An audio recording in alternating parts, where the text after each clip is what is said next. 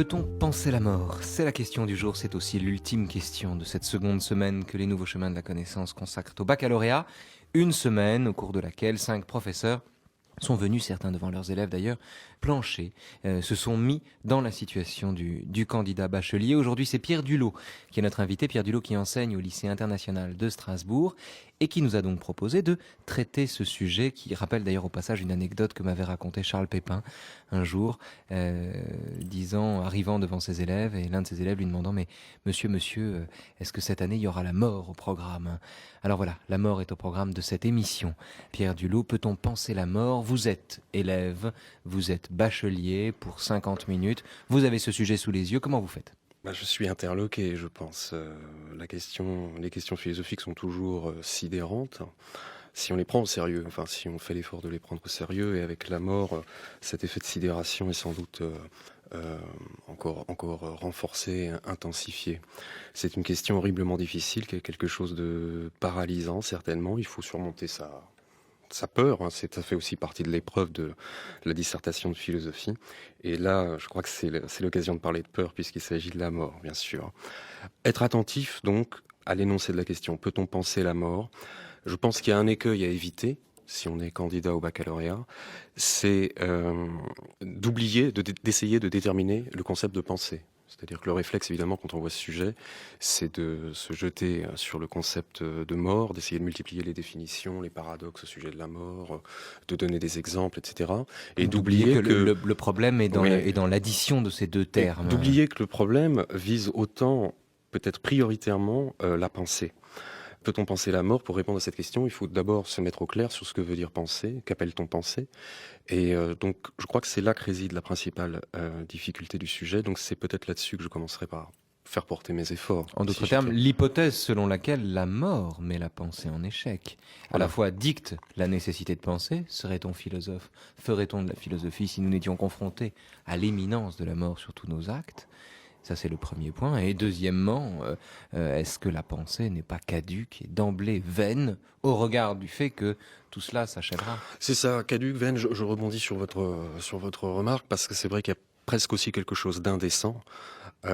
Parfois, quand on entend des gens pérorer sur la mort, j'espère qu'on va éviter ça aujourd'hui ensemble. Mais c'est vrai que la mort est une question si intense qu'il y a parfois, enfin, on se dit que il y a de la témérité à vouloir en parler, et peut-être même de l'indécence, peut-être même un problème moral. Donc il faut avancer, faire profil bas, je pense, quand on essaye de traiter cette question. Mais pour faire profil bas, il faut aussi fabriquer une problématique en examinant les termes du sujet. Être très prudent. Puisque vous endossez la responsabilité et du choix du sujet, et du sujet que vous nous avez proposé, hein, Pierre Dulot, comment fait-on?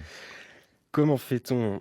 Je pense que ce qui est important, c'est dans une introduction, le point de départ, c'est d'essayer de mettre en scène la question pour lui donner du relief. C'est ce que j'invite toujours mes élèves à essayer de faire, en tout cas dans l'intro, c'est d'essayer de donner un peu de chair à la question, donc de la mettre en situation. Et je dirais, dans quelles circonstances est-ce qu'on rencontre la mort? Dans des circonstances où la pensée, au sens d'un exercice spéculatif réglé, d'une entreprise de connaissances déterminée, est entièrement et complètement absente. On rencontre la mort dans la supplique de l'agonisant, dans le silence qui entoure le cadavre lui-même, dans la prière de celui qui veut sauver son âme, mais jamais on rencontre quelque chose comme de la pensée. Donc je soulignerai ça dans l'introduction, le fait que l'expérience que nous effectuons de la mort est une expérience qui paraît privée complètement la pensée de ses moyens et la rejeter comme quelque chose de tout à fait inessentiel pour ne laisser place qu'à la supplique ou au silence. Ici, le verbe pouvoir, qu'on a pour l'instant un petit peu négligé parmi les termes du sujet, ce verbe pouvoir, vous l'entendez au sens de capacité, non pas capacité juridique, c'est-à-dire il ne s'agit pas d'entendre ici est-on en droit de penser la mort, mais sommes-nous en capacité de le faire étant donné que nous sommes vivants et que la mort ne nous concerne pas? C'est ça. Est-ce que c'est envisageable d'un point de vue théorique de produire un discours qui ne serait pas contradictoire, qui aurait une cohérence et qui rendrait compte de cette réalité qui est désignée par le vocable de mort? C'est-à-dire pouvoir ici désigne une possibilité théorique Est-ce que la pensée a légitimité de se saisir d'un objet de ce genre, si c'est bien un objet? Et c'est d'ailleurs ça le problème. Alors, est-ce qu'à partir de là, si l'on définit la pensée comme ce qui se donne des objets de pensée Oui. et la mort comme ce qui précisément échappe à l'objectivation ou à la réduction en objet, Ouais. Mais c'est est-ce ce qu'on que n'a pas là la problématique justement? Exactement, c'est ce que j'ai essayé de dire tout à l'heure en parlant de mise en scène ou de mise en situation. Il semble que de toutes les manières que l'on prenne cette énigme, la mort n'apparaisse jamais comme un objet dont la pensée peut se saisir et qu'elle pourrait analyser, décomposer à loisir, maîtriser. C'est-à-dire derrière l'idée que la pensée a une puissance d'objectivation de la réalité, il y a l'idée d'un désir de maîtrise, d'un désir de contrôle. Et il me semble que la mort nous fait éprouver la limite de cette définition de la pensée. C'est-à-dire, la pensée peut-elle se limiter à la pensée objectivante qui contrôle le phénomène qu'elle prend en considération? Peut-elle se limiter à cela, ou faut-il au contraire fournir une autre définition de la pensée qui nous permettrait à ce moment-là de rendre compte adéquatement du phénomène de la mort? Pierre Dulot, Oui. juste, je présume ou je pressens, mais peut-être que je me trompe Je complètement, vous en prie, allez-y. que vous pourriez faire à cette problématique-là, ou au problème que vous posez là, deux objections qui peut-être viendront Allez-y. plus tard. Dites-moi si j'ai raison, est-ce qu'on peut les avoir en tête? La première, c'est que la pensée analyse, décompose, saisit des objets, mais précisément ce qu'elle saisit, ce qu'elle analyse, ce qu'elle décompose, c'est de la mort. Dans la mesure où ce qu'on peut disséquer, ce qu'on peut analyser, ce qu'on peut expliquer, c'est ce qui ne bouge plus et qui, à cet égard, se prête Oui. à ciel ouvert ou à tombeau ouvert à l'analyse. Ça, c'est la première possibilité. La deuxième chose, c'est l'hypothèse de la mort des autres, qui ferait de la mort un objet de pensée pour nous, justement. Alors, il y a deux choses dans ce que vous dites. D'abord, vous parlez du paradoxe de l'analyse, qui est un mode de connaissance qui, par définition, décompose les objets qu'il saisit. C'est le paradoxe de la dissection, en quelque sorte. Or, on ne dissèque que des cadavres, à ma connaissance. C'est ça. Ou alors, si on finit par tuer ce que l'on veut comprendre et qui est vivant en le disséquant, en l'analysant. À la façon dont on veut expliquer une blague et on la perd. Ça n'est plus drôle quand on explique un Voilà, tel esprit. il y a un paradoxe lié à la compréhension analytique du réel, qui est qu'il tue, en fait, effectivement, vous avez tout à fait raison de le rappeler. La compréhension analytique tue les objets qu'elle cherche à saisir.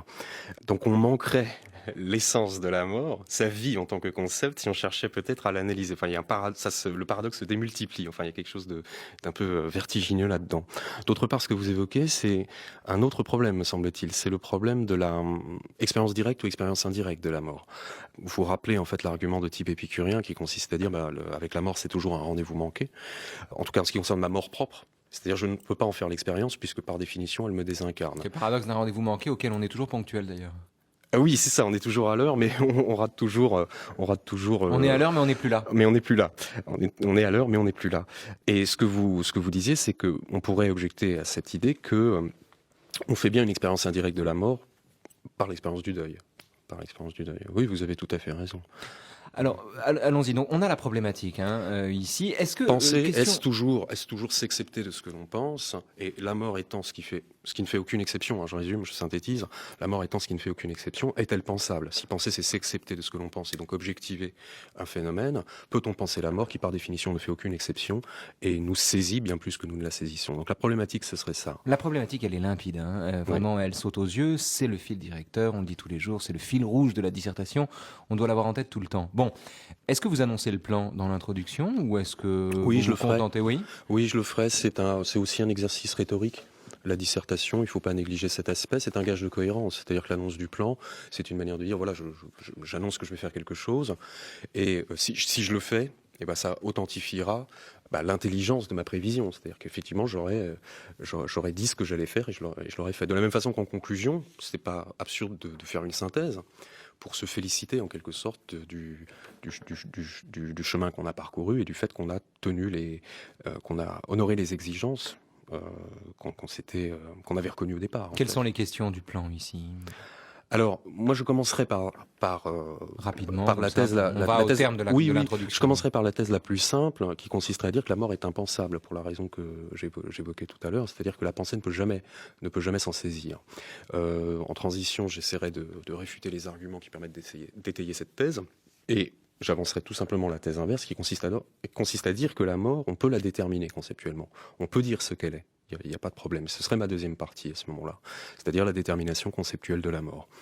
Enfin, j'essaierai de montrer dans un troisième temps qu'il faut transformer la définition de la pensée radicalement, la comprendre d'une toute autre manière pour pouvoir penser authentiquement la mort. Et qu'à ce moment-là, c'est possible, mais que la pensée n'est plus la pensée qui est objective, mais la pensée qui intériorise et qui médite.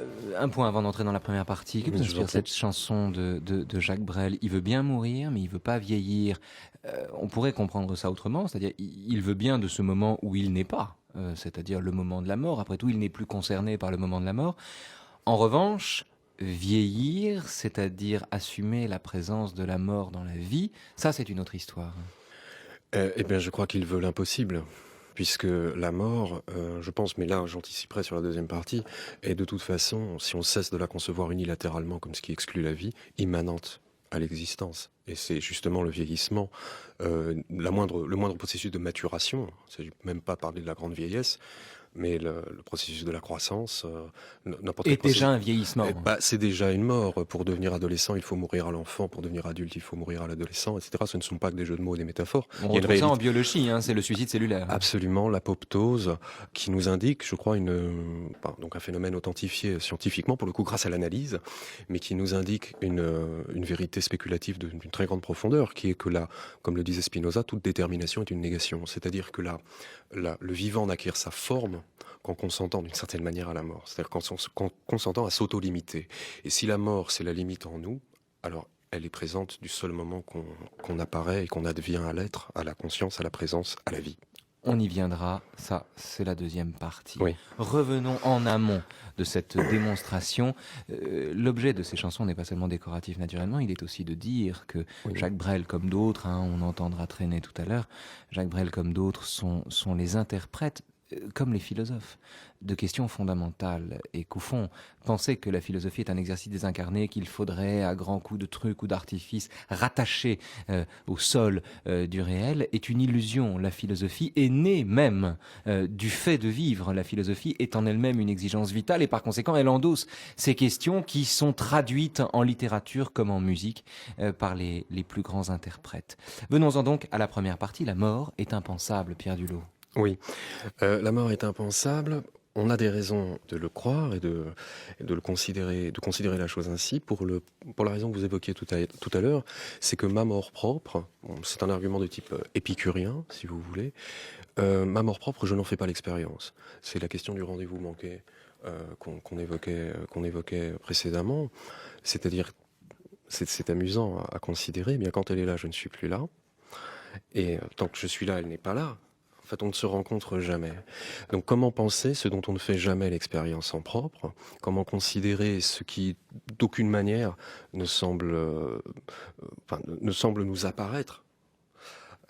C'est un premier D'Épicure à Charles Trenet, hein, le soleil a rendez-vous avec la lune. Voilà, exactement, d'une certaine façon. Alors je dis c'est un argument de type épicurien, par souci de précision, parce que pour Épicure, il faut penser à la mort. Ça, c'est un autre problème un peu plus technique qui concerne l'histoire des idées, mais je le précise quand même, parce qu'on ne sait jamais pour un candidat. Parce que le lieu commun sur Épicure, c'est que dans la lettre à Ménécée, il a dit on ne peut Voilà, pas penser la mort. mais c'est pas le cas. En fait, il nous invite à la penser, et il nous invite à la penser. Donc c'est un argument de type épicurien. C'est pas un argument épicurien au sens strict, hein.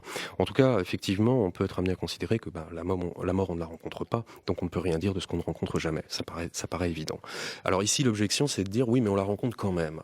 Et c'est l'expérience du deuil, point qu'on évoquait aussi précédemment. Là, ce que je répondrais avec On est toujours ici dans la première partie. On est toujours ici dans la première partie, dans un deuxième point.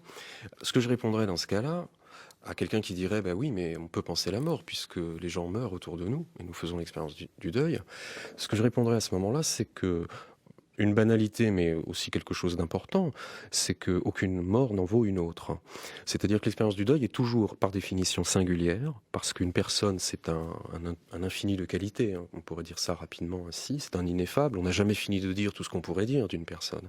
Et donc quand elle disparaît, c'est un infini qui disparaît, il faut dire la chose ainsi, je pense. Donc cette expérience de la perte de la personne qu'on aime, de la personne qui est proche, elle est insubstituable, elle est incomparable, elle a donc quelque chose d'absolu.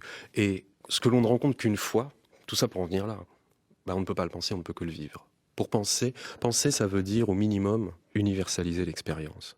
C'est ça que je dirais dans la dissertation. Ou au moins s'abstraire de l'objet que l'on pense, s'en éloigner un peu. On ne peut pas être et savoir. Il faut avoir, oui, c'est ce que dit magnifiquement Angelus Silesius. Ce que je sais, je ne le suis pas. Ce que je suis, je ne le sais pas. C'est-à-dire que pour connaître une chose, encore faut-il en être distinct. Bon, mais ça, c'est pas. c'est presque un autre problème. Là, ce que je voulais dire, c'est que la pensée a une naturelle vocation à l'universalisation, à la généralisation, si on veut. Et la mort d'autrui, la mort du proche, c'est ce qu'on ne peut pas généraliser. C'est quand même un paradoxe, puisque la mort est notre lot commun. C'est Oui. peut-être de tous les points Oui. communs celui que nous avons le plus en commun. Nous Oui. avons plus en commun d'être mortels que d'avoir les mêmes organes, puisqu'après tout, certains pourraient avoir C'est d'autres ça. organes. La mort est ce que nous avons de plus commun, et pourtant, d'une part, la mort est toujours jeune, chacun est le premier à mourir, Ouais. et d'autre part, la mort de l'autre, en tant qu'autre, est insubstituable. C'est ça, exactement. Encore un paradoxe. Elle frappe tout le monde, mais personnellement.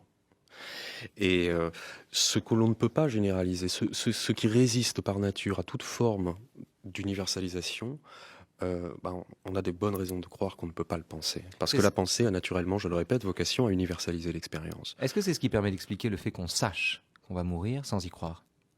Ah, alors là, vous anticipez sur la suite de la dissertation.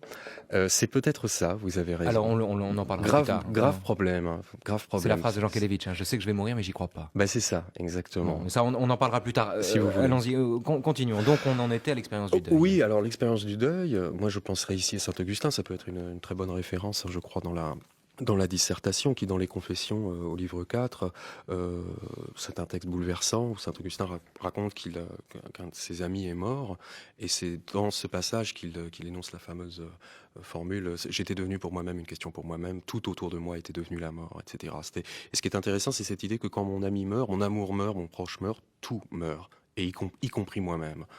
Il n'y a rien à penser. On est anéanti par ce genre d'expérience. On est réduit à rien avec la mort du proche. Que reste-t-il à penser? Rien. On est anéanti par le néant.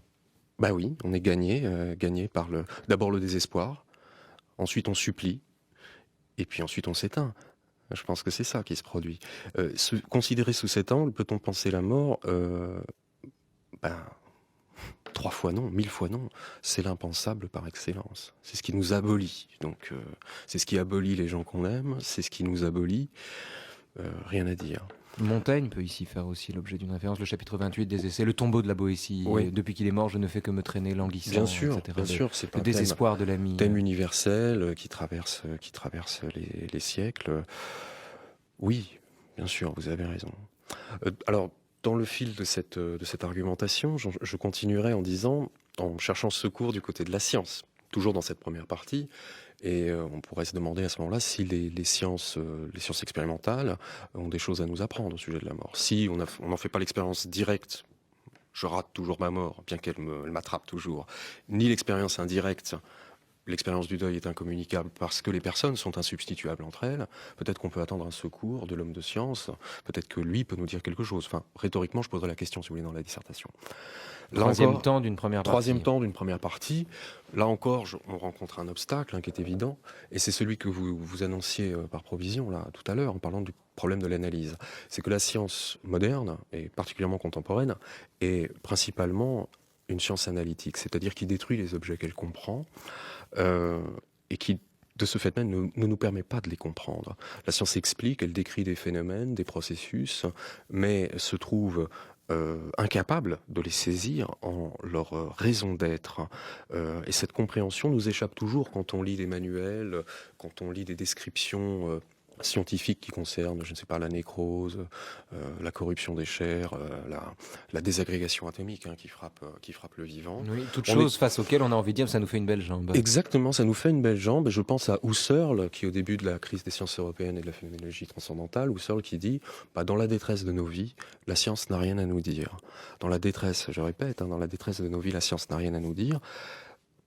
Elle peut empiler les certitudes, ça ne nous fait ni chaud ni froid. Effectivement, là, on peut repenser à Saint-Augustin. Son ami est mort. Qu'est-ce que ça peut bien lui faire de savoir que l'apoptose a travaillé son corps dès sa naissance? Rien du tout. Donc, dans la détresse de nos existences incarnées, en quête toujours de sens, il semble que la science ne nous soit pas d'un très très grand secours. On pourrait se servir du modèle du suicide, la façon dont Durkheim étudie le suicide, en expliquant le taux de suicide par race, comme il dit, par taille, par religion, par région, etc. On ne trouve pas une ligne pour dire pourquoi un homme s'est tué. Oui, vous savez, ça me fait penser ce que vous dites à ce que dit Jean Kelevitch, justement, dans son très beau livre sur la mort. La science fait du scandale une loi. Donc elle intègre en fait le scandale irréductible de la perte de l'ami, de l'amour, elle l'intègre dans un tableau statistique de probabilité et c'est insupportable. Alors c'est très intéressant si on est sociologue, mais ça a quelque chose d'insupportable pour l'honnête homme qui s'inquiète du sens des choses. Une chanson est plus éloquente qu'une première partie de dissertation, si bien construite soit-elle. Ah, bien sûr. La meilleure réponse qu'on puisse poser justement, poser une réponse serait intéressant. La meilleure réponse qu'on puisse poser à la question. Je m'incline sans problème devant Léo Ferré. Mais on va justement le faire taire et vous demander à vous, Pierre Dulot, écoutez. de conclure cette première partie. Car après tout, rappelons quand même que l'objet de la première partie était « Peut-on penser la mort ?» On ne peut pas la penser. La mort est impensable. On n'en fait pas l'expérience. Le deuil est insubstituable. La science. La science peine à nous dire ce qu'elle est, ou plus exactement ce qu'elle nous en dit ne nous concerne pas. Oui. L'apoptose ne concerne pas la mort d'un ami, on s'en fout. Donc, concluons. Concluons, la mort est impensable, mais rebondissons surtout. Rebondissons, c'est l'objet de la transition qui nous ferait passer d'une première à une seconde partie. La vocation de la transition, donc je le rappelle pour les auditeurs qui sont candidats au bac, c'est toujours de manifester, d'essayer de montrer les insuffisances de la première thèse qu'on a cherché à défendre. Il faut se souvenir du principe hegelien, le vrai s'avère en réfutant le faux.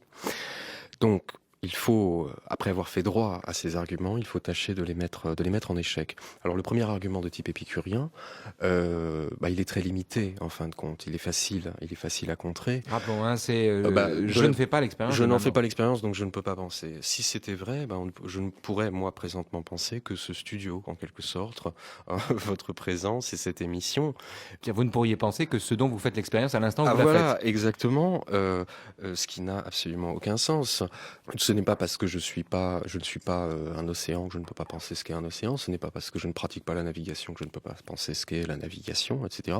Bien heureusement, on ne pense pas seulement, ni même surtout d'ailleurs, ce dont on fait réellement l'expérience. Oui, parfois on pense moins bien ce dont on fait l'expérience, car on croit que le fait d'en avoir fait l'expérience Absolument. nous délivre une vérité à son sujet. Absolument, et on devient... Du genre, moi qui ai vécu ça, je peux vous dire que... C'est ça, exactement. Il y a un fanatisme aussi de l'empirie.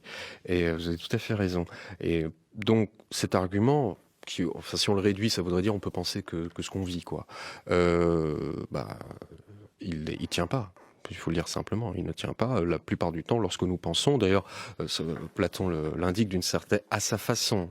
Il ne veut pas dire seulement ça, mais quand il dit que les philosophes n'ont d'autre occupation que de mourir et d'être morts, il dit bien quelque chose de ce genre-là.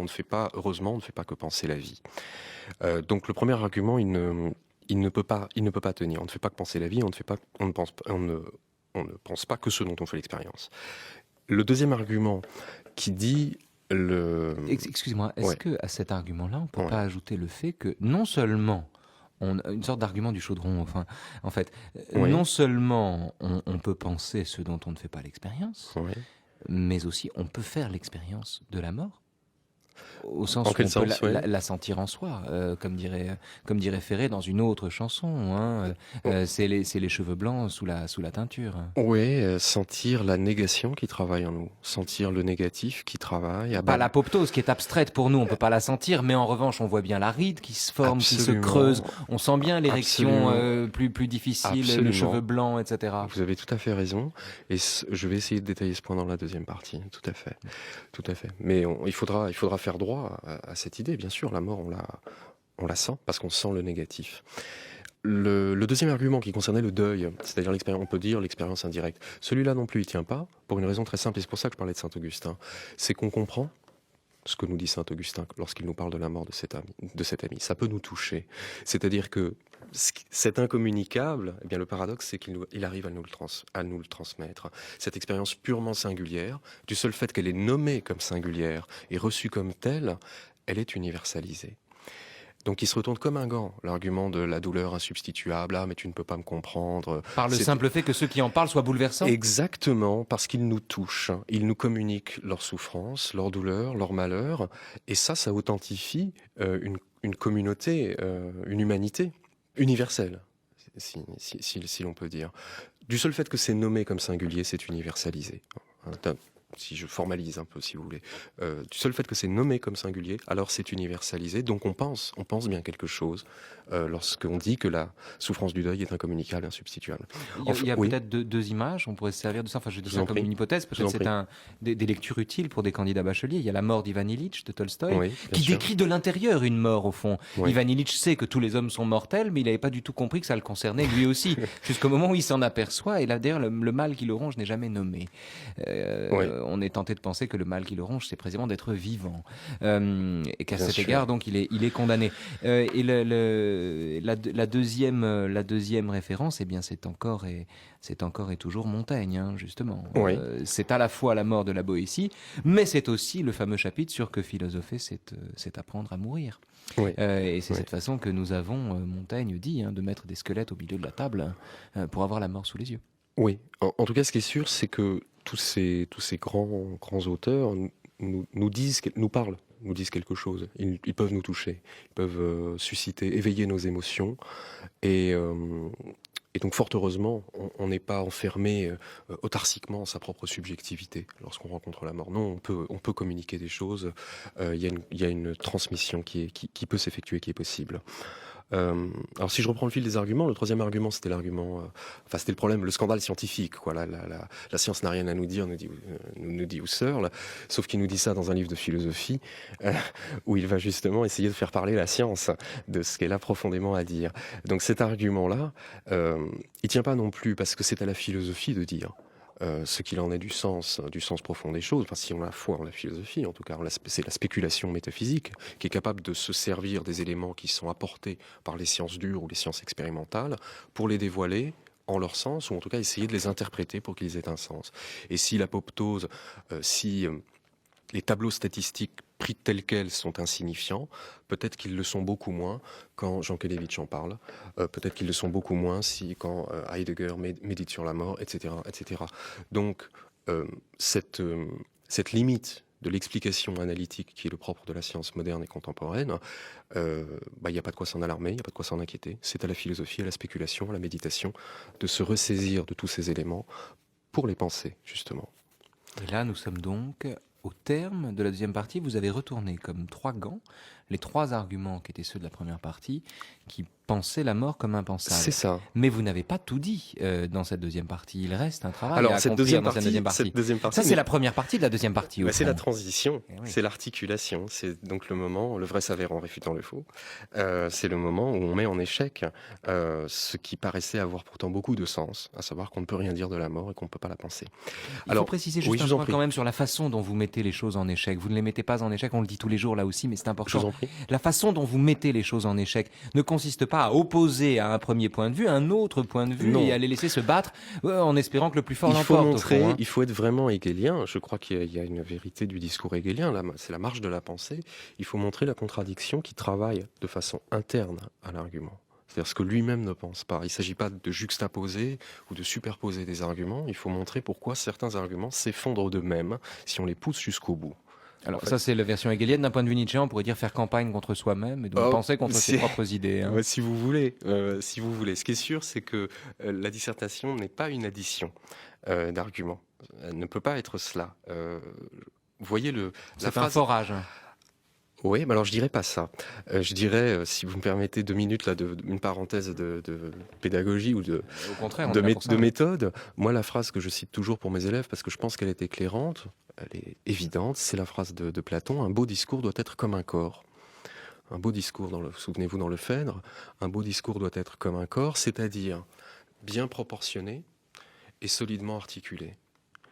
C'est comme ça que je l'entends. C'est-à-dire c'est un impératif de proportion, c'est-à-dire évidemment là. Avec rien de trop. Rien de trop, exactement, l'impératif canonique, quoi. Rien de trop. Il faut donc un impératif de proportion. Il va de soi que la partie centrale ne peut pas faire 2 lignes et l'introduction 25 pages. Donc impératif de mesure et surtout impératif d'articulation. Comme un corps, c'est-à-dire solidement articulé. Le propre d'une articulation, c'est qu'elle doit être plus solide que les parties qu'elle articule. Enfin, je dis toujours ça à mes élèves. Et ça, c'est très important. Il ne faut jamais le négliger. C'est pour ça que les professeurs persécutent leurs élèves avec les transitions, soit niveau transition. C'est pour cette raison-là. C'est parce que c'est un principe qui a une valeur d'ailleurs bien au-delà de l'exercice de la dissertation. C'est vrai pour une porte. ce que je dis à mes élèves, si vous avez une porte blindée et des charnières en plastique, c'est comme si votre porte ne sert à rien. Eh ben, l'articulation doit toujours être plus solide que les parties qu'elle articule. Et c'est pour ça qu'il faut passer du temps à développer la transition dans la dissertation. C'est le moment nerveux.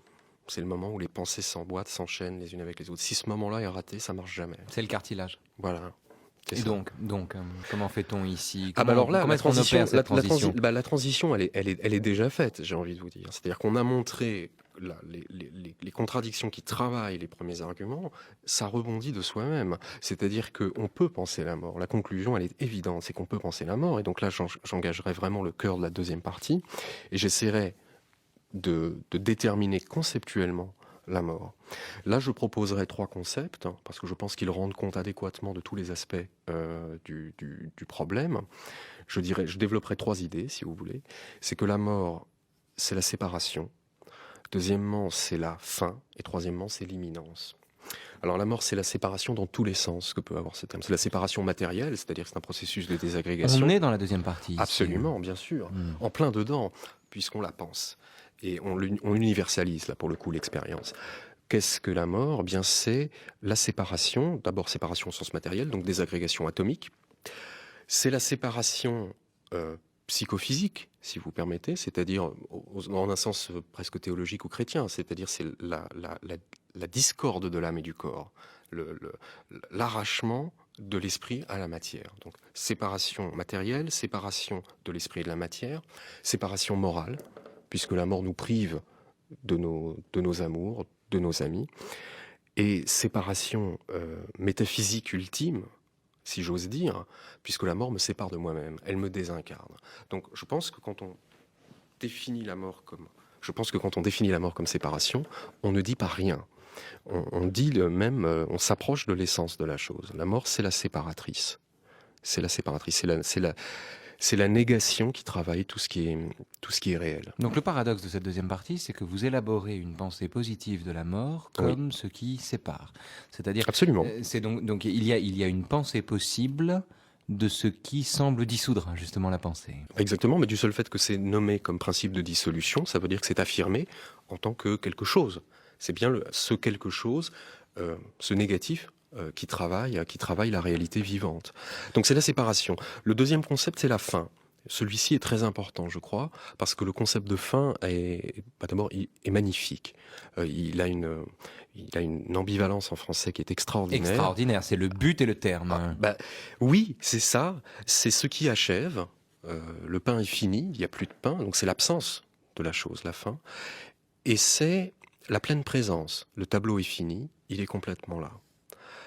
La mort, c'est la fin dans ces deux sens. C'est-à-dire que c'est ce qui nous achève, c'est ce qui nous fait disparaître, et en même temps, quel beau paradoxe, c'est ce qui nous authentifie dans notre présence. C'est-à-dire que sans terme, notre vie ne serait peut-être qu'un fantasme, qu'un rêve, comment dire cela? Elle serait indéterminée. La mort, en tant qu'elle est fin, et qu'elle nous abolit, nous définit, nous détermine. Donc elle nous réalise, littéralement.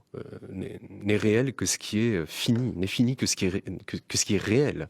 À l'argument que vous développez s'ajoute l'idée sartrienne que la mort c'est l'être et non pas le néant. C'est-à-dire que c'est ce qui permet de dire à Sartre qu'on entre dans un mort comme dans un moulin, justement. Pourquoi pas? Quand on meurt, on ne disparaît pas, au contraire. Quand on meurt, on est statufié. Le paradoxe est effectivement là, c'est que la mort, je le répète, nous authentifie en tant que vivants. C'est si l'on peut dire, la preuve de la vie. Donc c'est la fin au sens de la vie humaine. C'est la fin, donc, en ces deux sens-là, qu'elle nous abolit, qu'elle nous fait disparaître, et que elle nous fait en même temps pleinement apparaître. C'est le dernier coup de pinceau sur la toile, en fait. Alors, ce que vous dites est tellement intéressant, Pierre Dulot, et tellement bien structuré que le propos, peut-être le sujet s'y prête aussi d'ailleurs, dépasse de très loin l'intérêt objectif qu'on peut avoir, ou qu'un bachelier, auditeur peut avoir pour le baccalauréat lui-même. Néanmoins, il nous reste 10 minutes. Clore, ça va poser problème. Partie et conclure. Et oui, justement, ça va poser problème. C'est pas ça qui vous effraie. Allons vers la troisième partie, donc, et opérons une transition. Écoutez, la transition, elle se ferait en disant que on peut multiplier les déterminations conceptuelles. Il y en a une troisième que j'aurais souhaité développer, c'est celle de l'imminence, c'est-à-dire que la mort, c'est l'horizon même de toute expérience. Mais c'est dans la droite ligne de ce que je disais sur la fin, c'est-à-dire que c'est ce qui achève, c'est ce qui abolit, mais c'est ce qui révèle. Donc c'est ce qui nous devance toujours et déjà, de telle sorte que c'est ce qui définit l'horizon dans lequel nous nous mouvons, dans lequel notre expérience devient possible. Il faudrait dire dans la transition que tout cela est parfaitement vrai, mais que La séparation, la fin et l'horizon. Et l'horizon, absolument, que tout cela est parfaitement vrai, mais que ça ne suffit pas, que cela ne nous rend pas pour autant maîtres de la mort, évidemment, cela va de soi, que cela ne nous permet pas d'objectiver le phénomène, et qu'ici, l'effort de détermination spéculatif, l'effort de détermination logique, rencontre tout de même un obstacle qui doit le faire basculer sur un plan moral. C'est-à-dire que ce que je soulignerais dans cette transition, c'est que on ne peut pas penser la mort en s'en acceptant, mais en l'acceptant. Donc je basculerai, si vous voulez, dans la troisième partie, sur un terrain plus moral, de philosophie morale, de philosophie pratique, si vous voulez, pour défendre la thèse que la pensée se réalise pleinement que quand elle est capable d'accueillir l'expérience et d'y consentir. Au fond, ça veut dire que ça caducifie, si j'ose dire, tout ce que vous venez de dire, ça rend caduque tout ce que vous venez de dire, dans la mesure où parler de la mort comme fin, comme séparation, comme imminence ou comme horizon, c'est encore mettre la mort à distance de soi, et ça peut être lu comme une stratégie d'esquive. Absolument, on peut l'interpréter comme ça en tout cas. Ça ne veut, si vous voulez, ça ne veut pas dire que c'était inutile, parce que peut-être qu'il fallait en passer par là pour prendre conscience de cette chose. Non, mais ça avait quelque chose de rassurant, ce qui doit toujours nous inquiéter en philosophie. Vous avez tout à fait raison. C'est trop beau pour être vrai. Et la mort, la grande inconnue, l'inquiétude par excellence.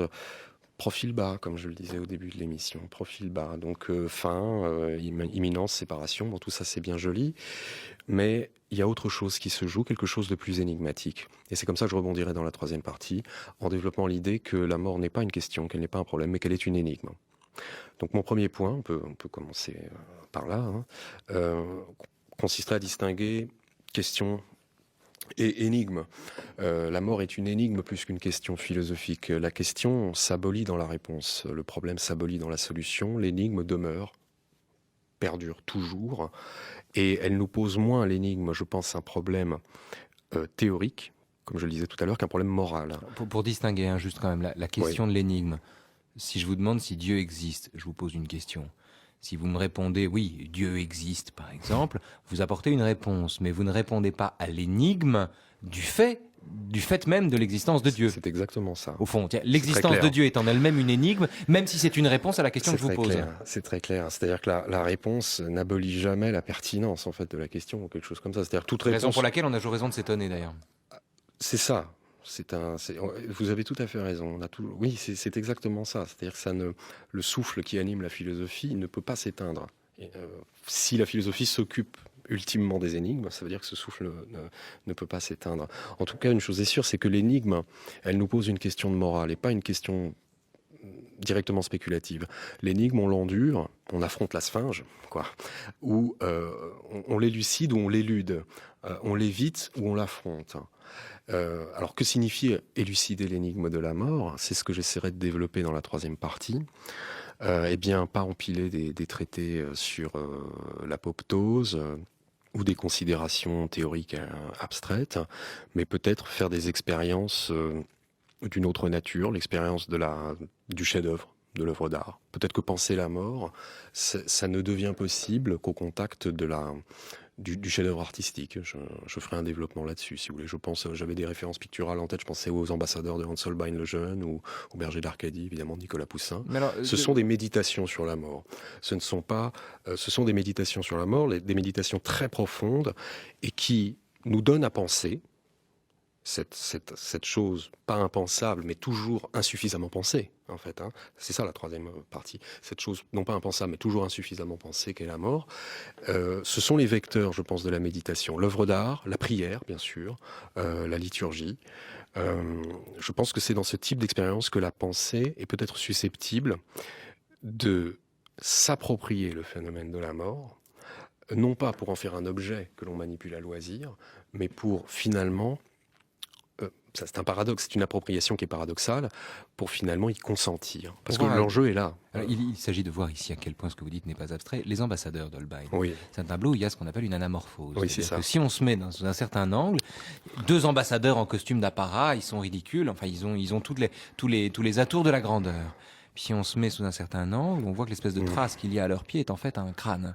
Et ce crâne se dirige vers eux, au fond, prend la direction des ambassadeurs, comme si c'était la mort elle-même qui dictait toutes les allures, tous les apparats du pouvoir, de la représentation, comme si au fond toutes les pourpres et les hermines qu'on se pose sur les épaules n'étaient là que comme des paravents pour Bien dissimuler sûr. l'imminence ou l'éminence de la mort. Ce qui est génial, c'est que c'est au premier plan et que c'est précisément ce qu'on ne voit pas. Ce que ne voit pas et ce que le spectateur ne voit pas s'il n'est pas averti. Ce qu'on n'a pas vu d'ailleurs pendant pas mal de temps, après que Holbein a peint cette toile. Donc oui, ce tableau constitue en soi une méditation sur la mort qui est remarquable, parce qu'il nous dit c'est toujours ce qu'on a devant nous, mais qu'on ne peut pas voir. C'est ce qui oblige à un effort de décentrement pour pouvoir être ressaisi. C'est ce qui frappe de nullité, de vanité, de vacuité tous les ors de la terre, toutes les formes de pouvoir, le pouvoir temporel, le pouvoir spirituel, etc. Tout ça est traversé par un spectre, un fantôme, qui met tout le monde d'accord d'une certaine façon. Donc quand je dis l'œuvre d'art nous permet de méditer la mort et de la penser authentiquement, je veux dire qu'elle nous permet d'intérioriser l'énigme. Donc non pas croire qu'on va s'en rendre maître, mais la faire de plus en plus intimement sienne. C'est le lieu commun qui voudrait que si nous n'étions pas mortels, nous n'aurions pas de génie. Oui. Ça encore. Enfin, il y a encore autre chose là dans ce que vous dites. Il faut peut-être pas, comme il faut conclure, de toute façon, laissons cette piste ouverte à ce moment-là. D'accord, si vous voulez. Moi, la dernière chose que j'aimerais dire, puisque s'il faut conclure, c'est que, en dernier recours, la pensée ne peut pas être qu'une force d'objectivation. Elle n'est pas non plus qu'une force d'universalisation de l'expérience. Elle n'est pas non plus qu'une puissance de détermination conceptuelle. La pensée s'accomplit lorsqu'elle est capable de réconcilier ce que l'on croit et ce que l'on sait. Et vous aviez évoqué cette question au commencement de l'entretien. Et je crois que c'est très important. Je pense que penser la mort, comment dire ça ? Il y a des choses qu'on sait et auxquelles on n'arrive pas à croire. Et la mort fait partie de ces choses-là. C'est-à-dire qu'on a beau en avoir la certitude, tous les hommes sont mortels, je suis un homme, donc je vais mourir. Ça ne veut pas du tout dire qu'on est capable de l'accepter.